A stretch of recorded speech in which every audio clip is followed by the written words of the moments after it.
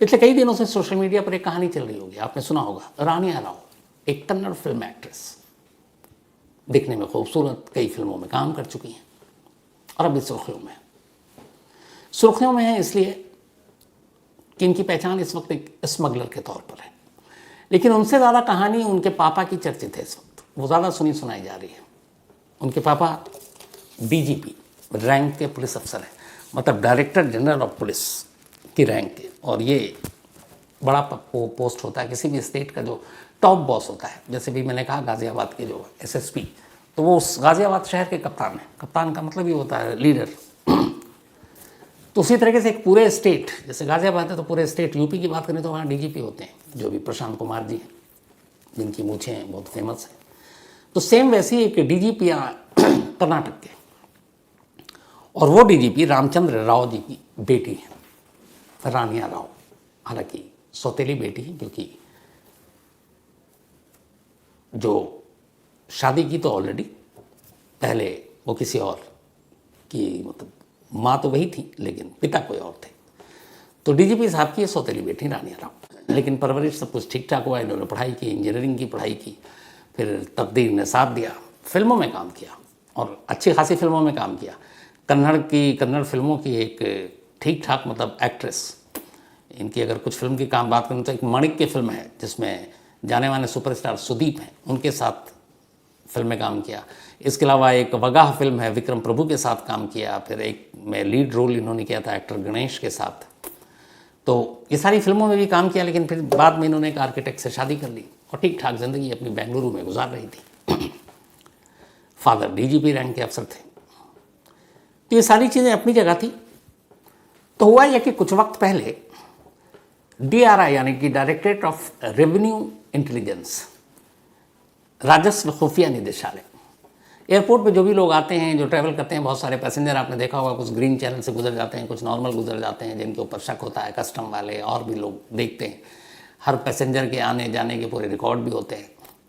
तो ये महसूस किया गया कि बेंगलुरु एयरपोर्ट से रानिया राव बार बार दुबई आ रही हैं और जा रही हैं। मतलब उन्होंने 15 दिन में ही 4 चक्कर काट लिए। फिर जब पिछले रिकॉर्ड खंगाले गए उनके ट्रैवल के, तो पता चला 3 महीने में 27 बार दुबई होकर आ गई। अब 3 महीने में 27 बार, कोई मतलब 1 महीने में 9 बार एवरेज। तो डाउट तो होगा कि इतना ज़्यादा ट्रैवल क्यों। फिर ये हुआ कि भाई आप जब जाते हैं तो आपको रीज़न बताना पड़ता है, आप इमिग्रेशन में कौन है, क्या है, क्यों है। तो पता चला वहाँ इनका कोई बिजनेस भी नहीं है, वहाँ इनके कोई रिलेटिव भी नहीं है, वहाँ कोई इनके दोस्त भी नहीं है, और भी कोई ऐसा काम धंधा है नहीं। तो जब कुछ नहीं है तो एक बंदा या बंदी बार बार दुबई जा रही आ रही है, चक्कर क्या है। तो अब DRI की नज़र रानिया राव पर पड़ी। रानिया राव को ये बात से अनजान। इसके बाद अब तय हुआ, अच्छा रानिया राव जब जाती थी तो एयरपोर्ट पर इन्हें वही अपने हाई कमिश्नर साहब जैसा, इनको प्रोटोकॉल के तहत VVIP ट्रीटमेंट मिलता था। मतलब कोई तलाशी नहीं, सीधे आप गुजरिए, सीधे जाइए, सीधे निकल लीजिए, कोई रोकने वाला भी नहीं एयरपोर्ट पे। क्यों? क्योंकि भाई DGP साहब की बेटी हैं और उनके साथ बाकायदा वो पुलिस की वैन में आती थी, गाड़ी में, साथ में वर्दीधारी एक कांस्टेबल होता था, और कांस्टेबल आता था तो अब एयरपोर्ट पे भी तो सारे वही फोर्सेस के लोग हैं, CI सिर्फ हालांकि तैनात रहती है। लेकिन अब ये है कि भाई ये अपने स्टेट के DGP रैंक के अफसर की बिटिया है, तो कौन तलाशी लेगा, कौन क्या करेगा। तो सीधे आती, सीधे जाती, कोई चेकिंग, कोई तलाशी नहीं, और 27 चक्कर काट चुकी। DRI को शक हुआ। इसी के बाद DRI ने इसी 3 मार्च को ये तय किया कि नहीं, कुछ तो गड़बड़ है, और इस बार रानिया राव को रोकेंगे, और दुबई से आने पर, क्योंकि यहाँ से जाने में तो कोई ऐसा है नहीं, दुबई से वापसी में ही कुछ गड़बड़ होगा, तो रोकेंगे और तलाशी लेंगे। अब वो फ्लाइट से 3 मार्च को बेंगलुरु के एयरपोर्ट पर उतरती हैं। जब उतरती हैं और बाहर जाने लगती हैं तो DRI के लोग अचानक आते हैं, कहते हैं मैडम थोड़ा चलिए, आपसे कुछ पूछताछ करनी है। तब तक वो कांस्टेबल भी वहाँ पे आ चुका था। वो कहता है कि तुम जानते हो ये कौन है? ये DGP साहब की बेटी है। DRI वाले कहते हैं कोई बात नहीं, बस हमें थोड़ी सी कुछ पूछताछ करनी है। उसके बाद वो ले जाते हैं। उसके बाद तलाशी ली जाती है। जब तलाशी ली जाती है तो उनके कमर के बेल्ट और जैकेट से सोना छन छन कर बाहर निकलता है, और उस सोने का कुल वेट था, वज़न 14.8 kg, और इसकी कीमत थी 12 करोड़ रुपए। अब 12 करोड़ का सोना रानिया राव के कमर से, बेल्ट से, जैकेट से बाहर रानिया राव हक्की बक्की, उधर कांस्टेबल भी अब निकल लिया, क्या करें। अब उसके बाद पुलिस उन्हें लेकर उनके घर पहुंची बेंगलुरु के। जब घर पहुंचती है तो घर से मिलता है उनको और करीब 2 करोड़, 2.25 करोड़ के जेवर सोने के, और इसके अलावा अराउंड 2.5 करोड़ रुपये कैश घर से। तो 12 करोड़ के गोल्ड तो एयरपोर्ट पे पकड़े और लगभग 5 करोड़ मान लीजिए घर से कैश और गोल्ड में, तो 17 करोड़ कुछ घंटों में DRI ने बरामद कर लिया। अब सवाल ये था कि एक DGP रैंक की बेटी ऐसा क्यों कर रही है। अब उससे पूछताछ शुरू हुई। तो पूछताछ शुरू हुई तो अब तक की जो कहानी सामने आई है वो ये है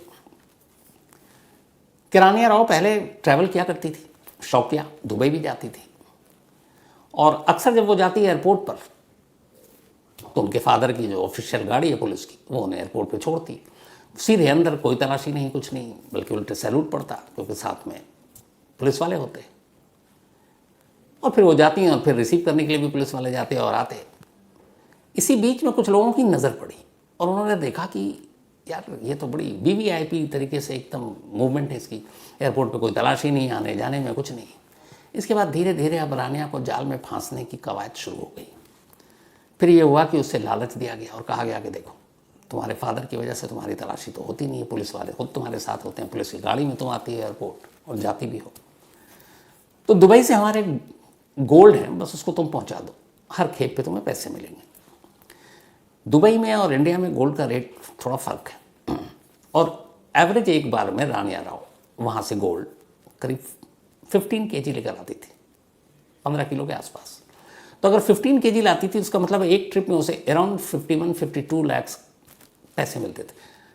हर गोल्ड मतलब जितने kg उसके हिसाब से उसका फिक्स था, तो लगभग एक ट्रिप पे 50 लाख रुपए आराम से। सीधा साधा अच्छा सौदा था, यहाँ से जाना भी फ्री, वहाँ से आना भी फ्री, और गोल्ड रोकने वाला को है नहीं एयरपोर्ट पे क्योंकि पिताजी DGP है। तो ये धंधा चल पड़ा। 3 महीने में 27 बार रानिया होकर आ गई, लेकिन बस गड़बड़ी हुई कि बार बार आना जाना वो DRI की निगाहों में आ गई। और अब ये हुआ कि जब इस कांस्टेबल को पकड़ा गया, क्योंकि हर बार अब DRI और एयरपोर्ट के सारे स्टाफ ने बताया कि भाई वो जब भी आती थी तो ये होते थे, कहते थे DGP साहब का हुक्म है कि उनकी बेटी है कि इनको ठीक से प्रोटोकॉल के तहत भेजा जाए, तो इनकी तलाशी वलाशी भी नहीं होगी। अब DGP साहब का नाम आया। DGP साहब जो है इस वक्त वहाँ कर्नाटक पुलिस हाउसिंग कॉरपोरेशन के डायरेक्टर जनरल हैं पुलिस, DGP रैंक के ही है। तो अब यहाँ सवाल आया कि क्या DGP साहब भी इस साजिश में इन्वॉल्व है और इस धंधे में, इस स्मगलिंग के पेशे में वो भी इन्वॉल्व है।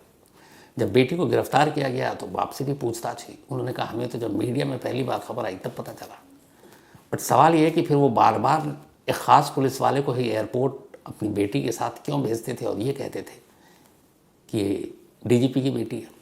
इस पुलिस वाले ने भी बयान दिया जो बार बार एयरपोर्ट पे रहता था कि मैं जब भी शुरू में आया हूँ, तो पहली जब भी शुरुआत के जितने दिन भी आया हूँ, तो मुझे रानिया राव ने नहीं कहा था कि वहाँ एयरपोर्ट चलना है और अंदर ये करना। मुझे DGP साहब ने बुलाकर फ़ोन किया और फिर बुलाया और कहा मेरी बेटी एयरपोर्ट जा रही है, कोई तकलीफ़ ना हो, और सीधे इसको एकदम प्रोटोकॉल के तहत VVIP treatment, no security check, nothing, और तुमको ले जाना, और फिर वापस जब आएगी तो तुमको लेकर आना है। तो अब DGP का ये कहना है अपने ही एक पुलिस वाले को, तो ये शक तो होता है कि कहीं DGP मिले हुए तो नहीं। इसीलिए फ़िलहाल इन DGP साहब को छुट्टी पे भेज दिया गया, क्योंकि अभी मामले की इन्वेस्टिगेशन जारी है। लेकिन अब जब बेटी का पोल खुला तो फिर बाप की भी पुरानी फाइलें खुलनी शुरू हो गई। तो ये पता चला कि एक बार जब ये IG हुआ करते थे, इंस्पेक्टर जनरल ऑफ पुलिस, और शायद मैसूर की तरफ कहीं रेंज में पोस्टेड थे, तो हवाला का एक मामला आया, और उस हवाला के मामले में इन्होंने एक बस में खबर मिली कि हवाला के पैसे और कुछ चीज़ें जा रही हैं, तो उन्होंने अपनी टीम के साथ दबिश डाली और करीब 2 करोड़ 20 लाख रुपए बरामद हुए। लेकिन जब कोर्ट में जमा किया गया कि कितने की इस दबिश में, छापे में पकड़ा गया, तो दिखाया सिर्फ 20 लाख 2 करोड़ गायब। अब जिसके पैसे थे, जिसके जेवर थे, जो सारी जमा किया गया था, वो पहुंच गया कोर्ट। बोला माई बाप ठीक है, जो भी है हमारा, आप हर्जाना देने को तैयार हो, लेकिन पकड़ा तो 2 करोड़ 20 लाख का, यहाँ दिखा रहे हैं 20 लाख 2 करोड़ कहाँ गए। तो उस 2 करोड़ का इल्ज़ाम इन्हीं DGP साहब जब IG थे तब लगा, मामला बड़ा उछला। फिर उस वक्त कहते हैं जो कर्नाटक के चीफ मिनिस्टर थे, उन्होंने साफ साफ आदेश दिया था कि इनको सस्पेंड कर दो और इंक्वायरी बैठाओ, लेकिन इनकी पहुंच बहुत ऊपर तक है। सस्पेंड हुए नहीं, कुछ हुआ नहीं, बल्कि उनका तबादला ज़रूर हो गया सिर्फ, और कुछ नहीं हुआ। तो ये दाग उनके ऊपर पहले रहा है।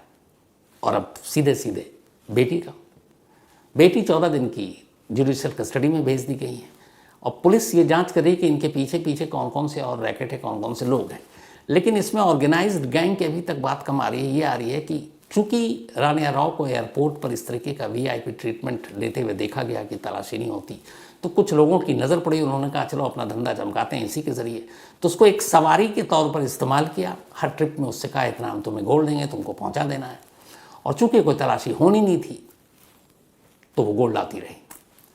अब गोल्ड एक तय सीमा से ज़्यादा भारत के अंदर लाना, उस पर आपको ड्यूटी लगती है, टैक्स लगता है, और ये चुराना जुर्म है, इसके लिए सज़ा भी है। और फिर अब तो ये भी है कि इसमें ईडी भी, इन्फोर्समेंट डायरेक्टरेट भी घुस गई है, क्योंकि फॉरेन का मामला है, गोल्ड का मामला है, पैसे से जुड़ा हुआ मामला है। तो अब ये मामला अभी थोड़ा लंबा जाएगा, पूछताछ चल रही है। लेकिन एक एक्ट्रेस कन्नड़ फिल्म की और उसका ये सच, और उससे भी बड़ा ये कि फादर के पद का, फादर के रौब का एक क्राइम में इस्तेमाल। हालांकि ये नई बात नहीं है, हमारे देश में वो, जैसे हम दिल्ली में एक मुहावरा है, यहाँ हर दूसरा आदमी वीवीआईपी है। आप किसी से कुछ लड़ाई झगड़ा हो ना तो आप पूछो तो कहता है अभी तू मुझे जानता है कि नहीं जानता, बस इतना ही। या फिर ये कि अभी तू मेरे बाप को जानता है। ये यहाँ का नॉर्मल है। जो दिल्ली के लोग हैं वो बेहतर समझ सकते हैं, और भी इसके आगे बातें होती हैं वो मैं कह नहीं सकता हूँ। तो ये है, आज से नहीं है। तो शायद यही वजह है कि ये सारी चीज़ें हुई। तो खैर आज की कहानी में इतना ही।